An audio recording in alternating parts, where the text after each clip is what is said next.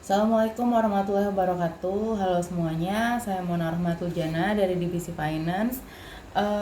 Di minggu terakhir di bulan Mei 2023, di sini aku mau sharing video pembelajar yang aku kutip dari www.studioilmu.com tentang kebahagiaan dan apa hubungannya antara kebahagiaan karyawan dengan kesuksesan di lingkungan kerja. Bisa kita artikan dulu gitu kan, kebahagiaan itu kan merupakan perasaan di dalam diri individu yang dapat memberikan dampak positif dalam segala aspek di kehidupan dan dapat mengarahkan individu pada kehidupan yang lebih baik gitu kan. Sebenarnya kebahagiaan sendiri tuh definisinya bermacam ragam gitu kan. Setiap kebahagiaan orang itu berbeda-beda.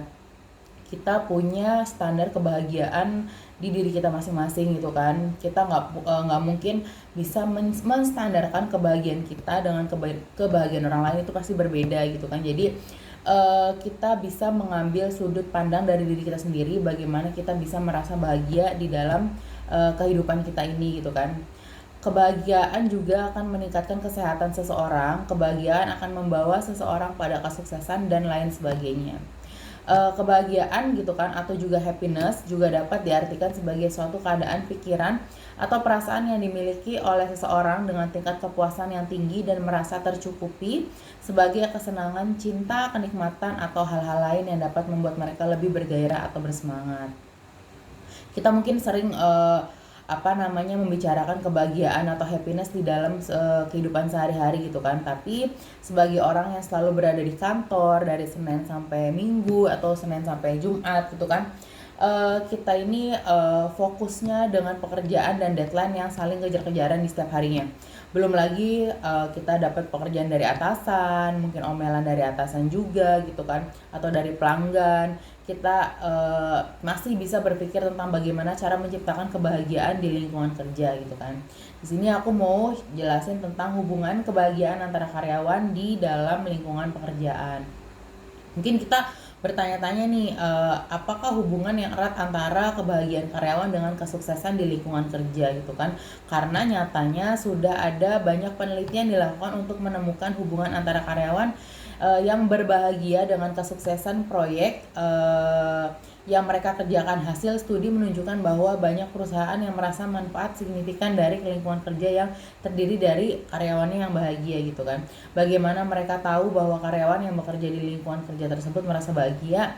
Hal itu dapat terlihat dari perilaku mereka yang suka tersenyum, baik kepada pelanggan, rekan kerja, bahkan bos mereka. Selain itu, mereka sangat jarang mengeluh dan tidak menunda-nunda penyelesaian pekerjaan mereka. Itu salah satu bentuk kebahagiaan seorang karyawan gitu kan.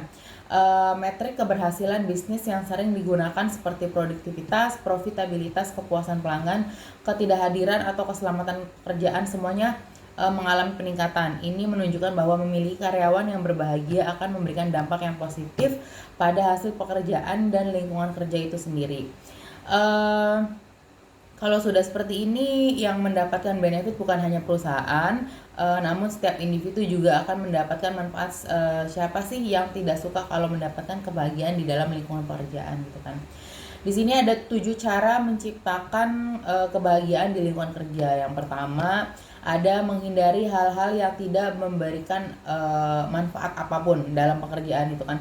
Segala hal yang notabene kurang baik atau kurang memberikan manfaat memang harus kita hindari di dalam hidup. Bagaimana kita bisa bahagia kalau kita masih terjebak dalam hal-hal yang merugikan seperti itu, daripada berpihak dengan hal-hal yang buruk gitu kan. Lebih baik kita mendekatkan diri pada segala hal yang membuat kita tersenyum. Misalnya kemarin saya merasa sangat frustasi dengan ucapan konsumen atau klien gitu kan. Cukup membuat kita sakit hati, tapi saya berpikir bahwa kesedihan tersebut tidak boleh merusak kebahagiaan saya pada saat itu. Jadi kita harus berusaha, rasa kebahagiaan itu harus lebih besar daripada rasa sakit hati kita di saat kita bekerja gitu kan. Apa yang bisa kita lakukan gitu pada saat kita merasa seperti itu? Kita bisa mencoba untuk sharing sama konsumen-konsumen yang baik gitu kan, atau kita juga bisa di waktu istirahat mencoba untuk makan makanan enak, atau kita bisa sharing sama teman-teman di divisi lain gitu kan. Kita bisa hahi bareng, meninggalkan hal-hal yang kurang baik yang tidak disukai gitu kan.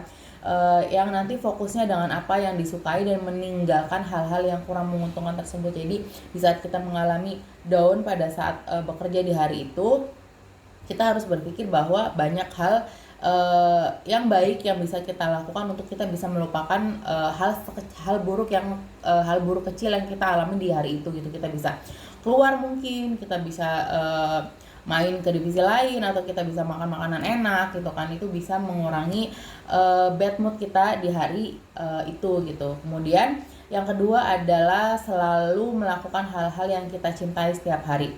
Jangan sia-siakan hidup kita yang terlalu berharga ini untuk melakukan hal-hal yang kita benci. Jika kita ingin mendapatkan kebahagiaan di dalam pekerjaan, maka kita harus menghindari hal-hal yang tidak kita sukai.